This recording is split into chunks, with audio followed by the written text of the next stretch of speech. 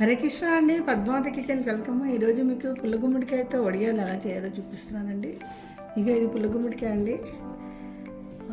దీనికి మనకి అంటే మేము కోరొడియాలు పెట్టుకుంటామండి, ముక్కల వడియాలు కూడా పెడతారు. అదే ముక్కలు కోసి కోరుకొని పెట్టిస్తాము. అయితే దీనికి కావాల్సింది ఏంటంటే ఇది కోరేసాక కోరు కొలుచుకొని కొందరు చేస్తారు, లేదా అందాజుగా మనకి కూర ఎక్కువ ఉండాలి, పప్పు తక్కువ ఉండాలండి.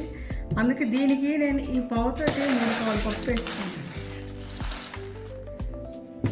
మినపప్పు 3 పావులు వేస్తాను.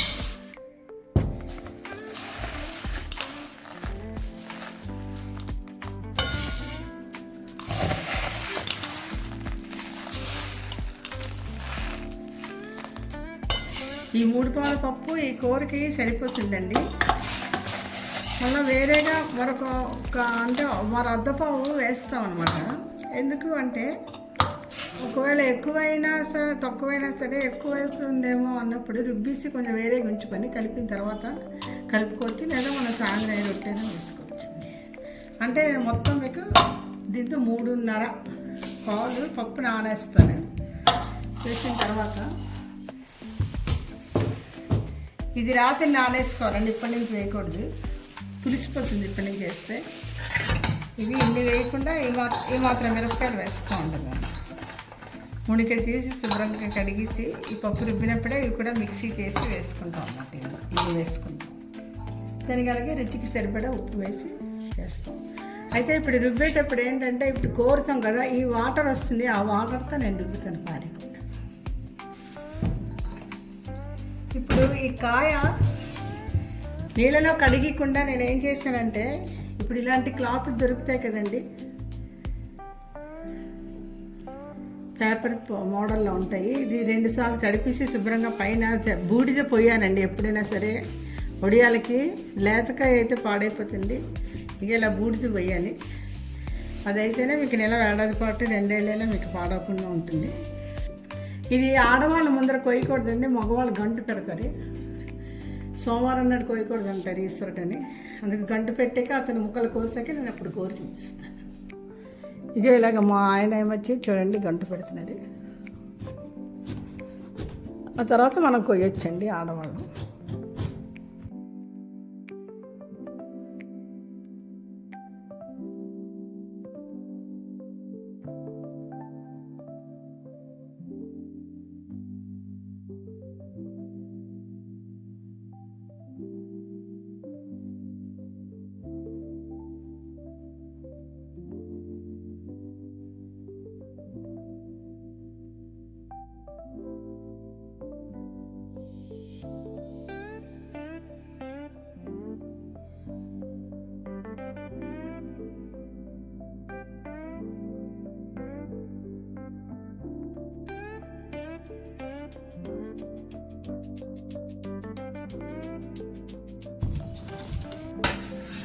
ఇది పుల్లగుమిడి కూరం అండి, స్టీల్ది.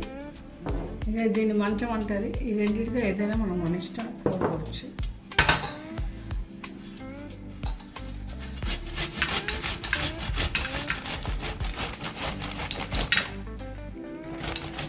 ఈ తొక్కతో కూడా కోరియాలండి.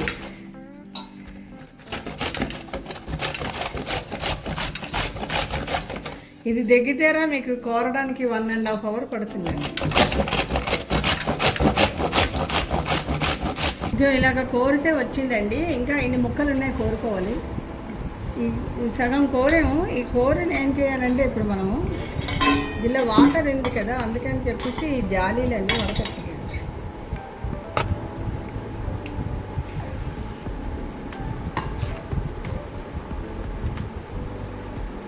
ఒక గిన్నెలోకి ఇదంతా తీసుకొని ఒక క్లాత్లో మళ్ళీ కట్టేయాలి.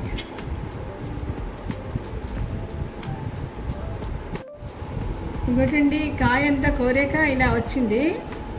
దీన్ని మనం ఇప్పుడు ఒక తువ్వాలని కట్టేసుకోవాలి. వైట్ది ఏదైనా పంచలాంటిది ఉన్నా కట్టేసుకోవచ్చు. దీన్ని ఇందులో వేసేయాలండి. ఇందులో ఇంకేమైనా ఈ గింజలు గట్టని తర్వాత ఏరిసుకోవాలండి. కొంచెం గింజలు ఉంచుకుని కూడా వడియాలు పెట్టుకోవచ్చు, కానీ పురుగు పట్టేస్తుంది అంటారు. అందుకు వేరేగా గింజలతోటి ఇక ఇలాగ ఈ తొక్కలు మన కూరగా మిగిలినవి గింజలు ఇవన్నీ కలిపి కూడా నేను మళ్ళీ ఒకసారి మీకు ఆల్రెడీ వీడియో పెట్టాను. అలా వడియాలు చేసుకోవచ్చండి. పులుసులో కట్టేసుకుంటే బాగుంటాయి.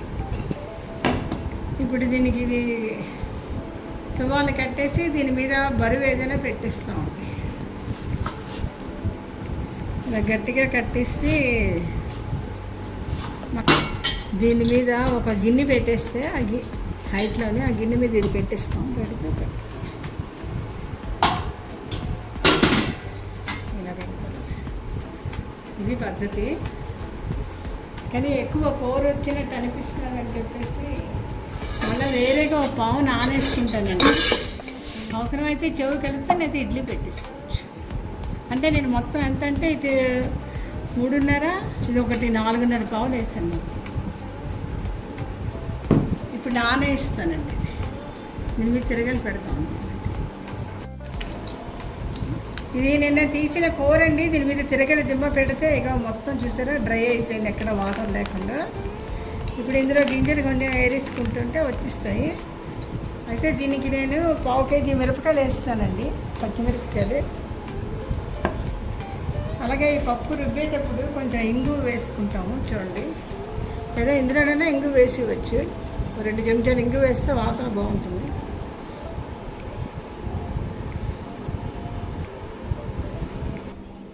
ఇంగు వేసిన తర్వాత పప్పు మాత్రం వేసుకుంటూ ఇందులో 2 మిరపకాయలు వేసుకొని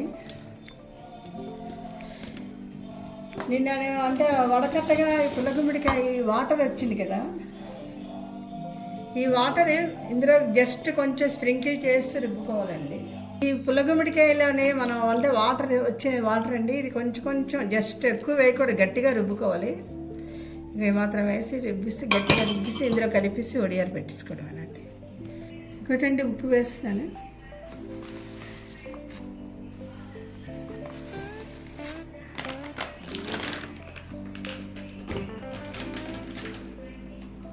ఇది బాగా కలిపించుకున్న తర్వాత ఉప్పు,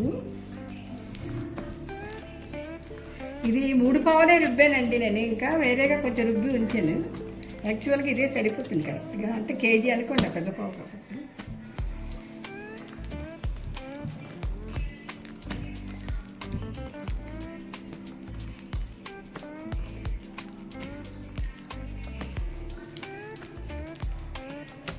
ఇప్పుడు ఇది ఇందులో కలిపేయాలండి.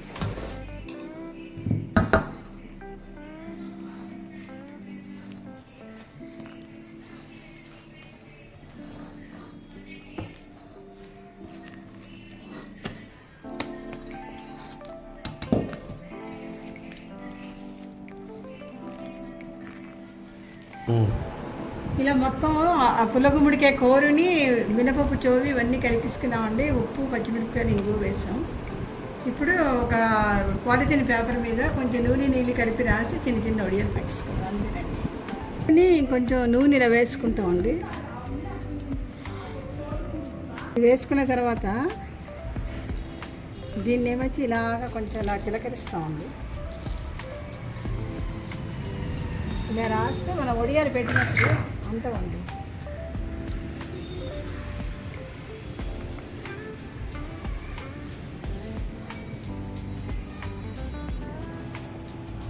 ఇలా చెయ్యి నీడలో ముంచి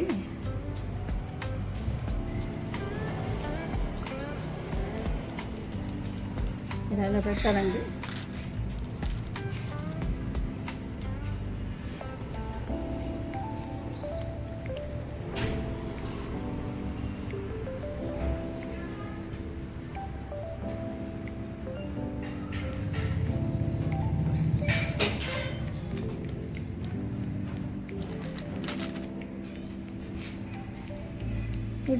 అటు తిరిగి వేద్దాం తాపు. ఇగో ఇలా 3 వడియాల మీద శుభ్రం జరగాలని ఇలా కుంకుమ కొంచెం వేస్తామండి. దాన్ని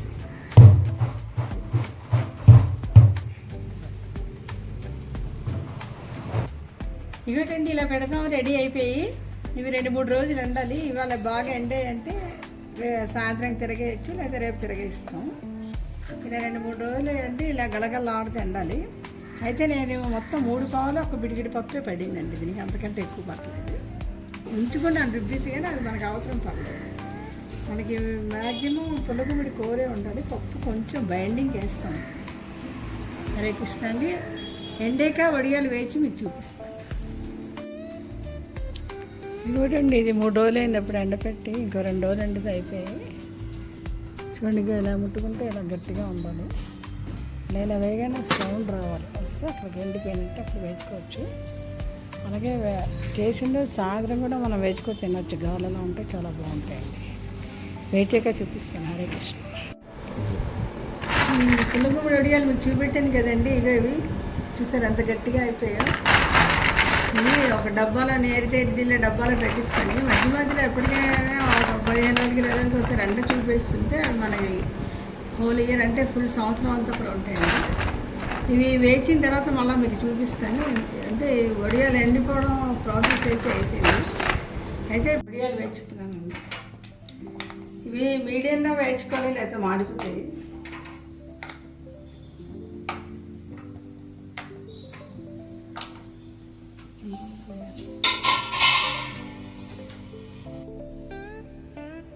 ఇగోడండి, గుమ్మగుమ్మలాడుతూ పుల్లగుమ్మిడి కూర వడియాలి రెడీ అండి. ఇక వేయించుకుంటే ఎలా ఉంటాయి.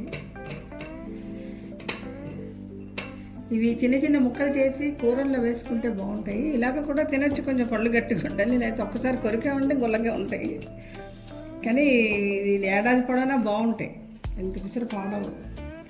అందుకే మీరు కూడా ట్రై చేయండి. అంటే ఇది తోటకూర ఇగురు కూరలో వండుకోవచ్చు, పనసకాయ కూరలో వేయచ్చు, టమాటా చట్నీలో వేసుకోవచ్చు, వంకాయ కూరలో వేయచ్చు. మీకు ఎందులో అంటే వాటినాట్ అన్నింటిలో కూడా వేసుకోవచ్చు. మీరు కూడా ట్రై చేసి తప్పకుండా కామెంట్ పెడతారనుకుంటున్నాను. హరే కృష్ణ.